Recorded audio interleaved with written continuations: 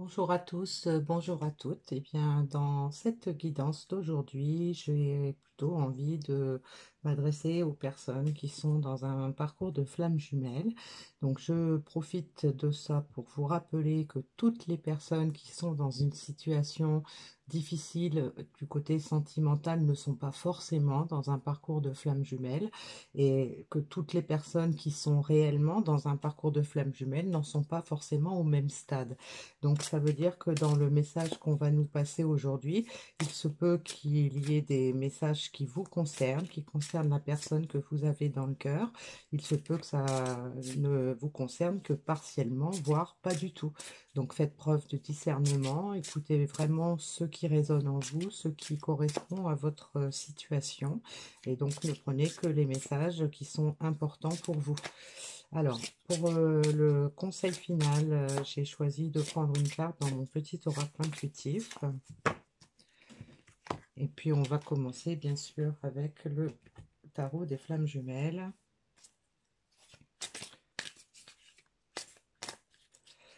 Donc, on va d'abord s'intéresser pour voir la personne qui est dans votre cœur, où elle en est par rapport à elle-même, où elle en est par rapport à vous, et où elle en est par rapport à votre lien. Ensuite, on va voir vous, où vous en êtes par rapport à vous-même, où vous en êtes par rapport à l'autre personne et où vous en êtes par rapport au lien. Et puis, on verra ensuite où en est réellement le lien et quelle sera la prochaine étape. Alors, en ce qui concerne la personne que vous avez dans le cœur, on a la compréhension.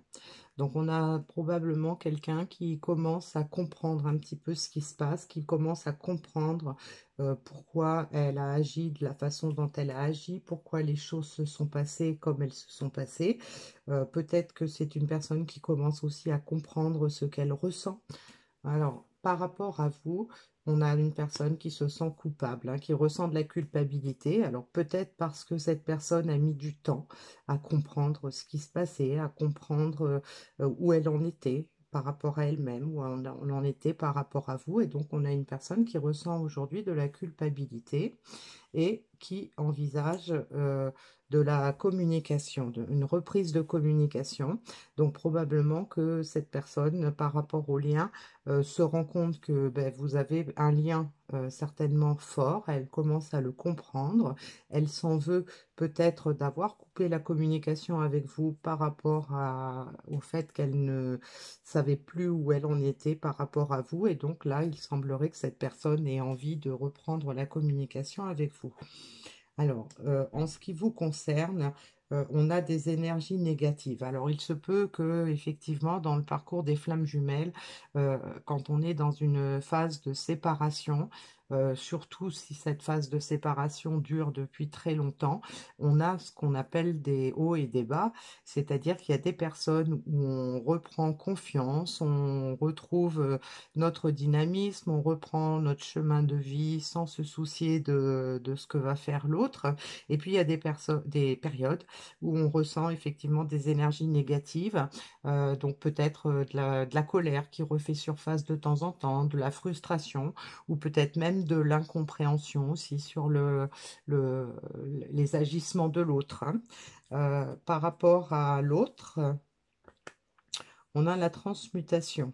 Donc, vous pouvez en fait avoir, vous, des périodes où vous sentez, vous ressentez les énergies de l'autre. Alors, il se peut aussi, lorsqu'on est en parcours de flammes jumelles, qu'il y ait des moments où on a des ressentis qui peuvent être physiques, par exemple, qui ne nous appartiennent pas. Et donc, ces sentiments qui peuvent nous donner des énergies négatives, en fait, peuvent provenir de l'autre personne. Et là, dans ce cas-là, ça pourrait provenir justement de ce que l'autre personne éprouve par rapport à sa culpabilité. Et donc, il y a de la transformation, mais il y a aussi de la communication entre les personnes, hein.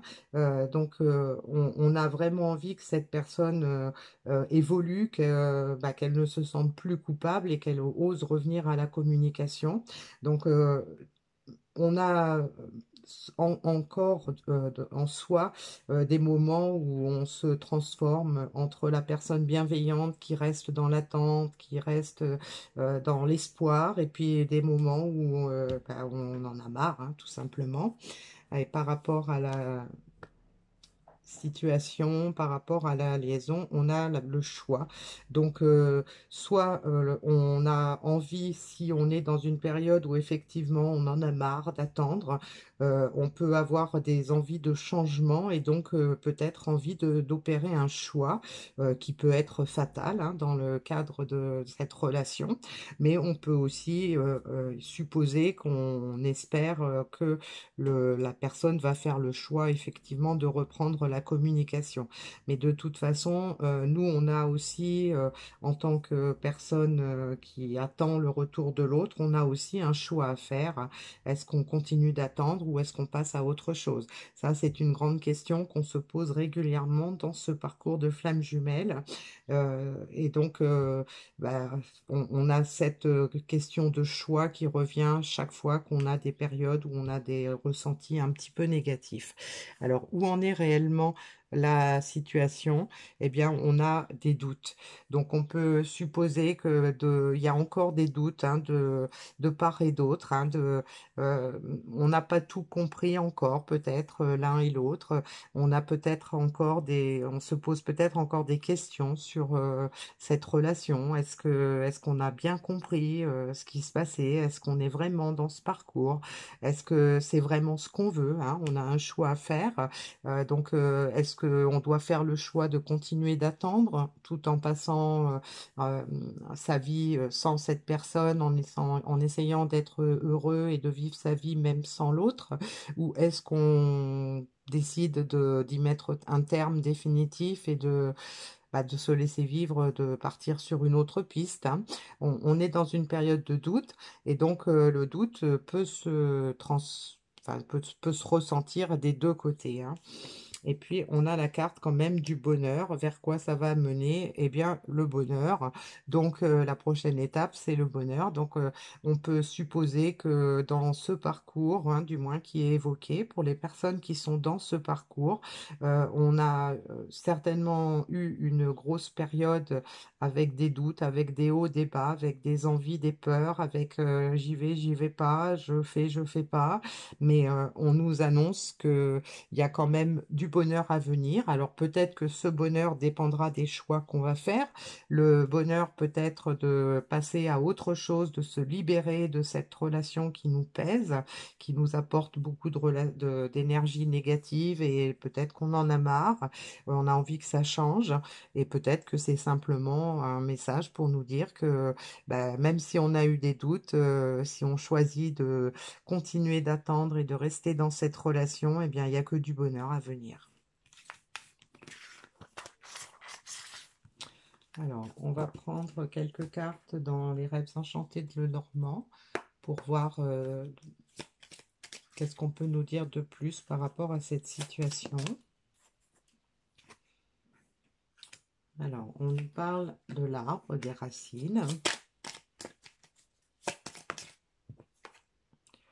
On nous parle de sens.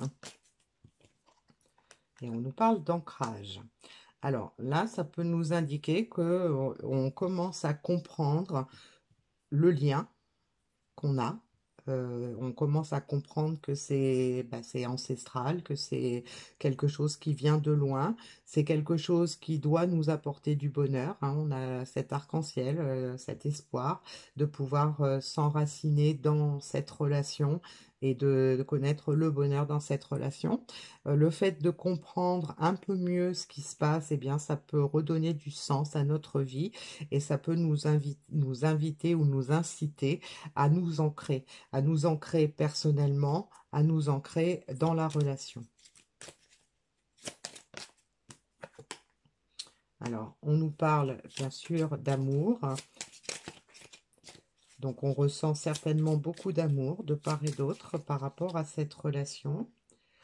On a le soleil hein, qui peut nous indiquer qu'on a le sentiment que bah, vivre cet amour, c'est ce qui va redonner du sens à notre vie et qui va nous permettre d'être heureux, de trouver enfin le bonheur. Et on a la carte du renard, alors qui peut nous indiquer que malgré tout, on a encore peut-être quelques méfiances. Hein. On a un regard sur le passé, on regarde autour de soi, on a peut-être encore quelques doutes. Hein. On avait la carte du doute tout à l'heure, donc ça peut nous indiquer que en fait tous les ingrédients sont là pour que ça puisse prendre un chemin plus positif, hein, mais qu'il y a quand même quelques résistances hein, encore. Alors, donc on a la carte de l'homme, hein, qui peut être vous, qui peut être la personne que vous avez dans le cœur, que vous soyez un homme ou une femme. Donc c'est le consultant, hein, donc le consultant ou la consultante. On a la mort qui nous indique qu'en fait on a une personne là qui souhaite effectivement bannir tout le passé, chasser ses doutes, chasser ses peurs pour pouvoir passer à une autre étape de sa vie. Et on a la carte des cigognes, donc quelqu'un qui envisage effectivement une renaissance, qui envisage un nouveau départ dans cette relation, peut-être par rapport aux compréhensions qui sont en train de s'installer. Et puis en dos de deck, on a le pont, donc probablement un fort désir de revenir vers la personne de son cœur, hein, de traverser les ponts, de passer au-delà des obstacles pour pouvoir se rejoindre. Donc on a un message assez positif hein, pour les personnes qui sont dans cette situation, qui sont dans l'attente du retour de la personne qui a fui cette relation. Donc il y a du travail qui se fait, même si ça prend du temps. Hein. A priori, ça ne se fait pas très très vite, mais il y a quand même de l'avancée, il y a des compréhensions, il y a des désirs qui commencent à se manifester, des doutes qui commencent à s'estomper. Et donc, on va voir vers quoi on va avancer dans cette relation. On a la carte de l'action. Donc, cette personne va agir. On a la carte de l'ancrage, donc une personne qui veut agir et qui a vraiment l'intention de se stabiliser, de s'ancrer, peut-être elle-même, mais aussi dans cette relation. Et on a la carte de la renaissance, hein, donc qui peut nous annoncer effectivement un nouveau départ. Alors, ça peut être la renaissance de la personne qui comprend en fait son parcours de vie, qui comprend le sens de sa vie, qui comprend le sens de ce qu'elle a pu expérimenter, de ce qu'elle a pu vivre. Et puis, ça peut être aussi le nouveau départ, mais sur des bases plus solides. Donc, puisqu'on a compris des choses, on a pu éliminer certains doutes qu'on pouvait avoir, on a fait la lumière sur certaines choses et donc on est prêt à s'ancrer, on est prêt à prendre un nouveau départ et donc bien sûr prêt à à se mettre en action.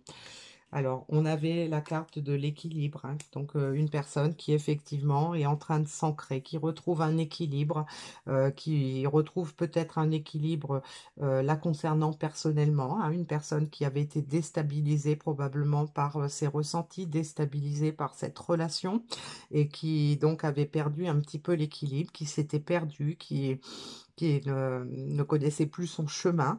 Et donc là, c'est une personne eh bien, qui retrouve l'équilibre déjà en elle-même et qui veut probablement retrouver l'équilibre dans cette relation qui est évoquée aujourd'hui. Alors, le petit message final hein, dans l'oracle de l'intuition. Ah, j'en ai deux qui ont sauté. Alors, on nous parle de prédiction, la foi, une confiance absolue t'est demandée. Grâce à cela, dans l'ici et maintenant, ta réalisation souhaitée est sur le point de se concrétiser. Et on a dans la carte du cosmos la lune, ta puissance d'âme et tes facultés féminines décuplent, canalisent tes émotions, alors tes dons innés et tes rêves voient le jour, ils dévoilent ta vraie nature.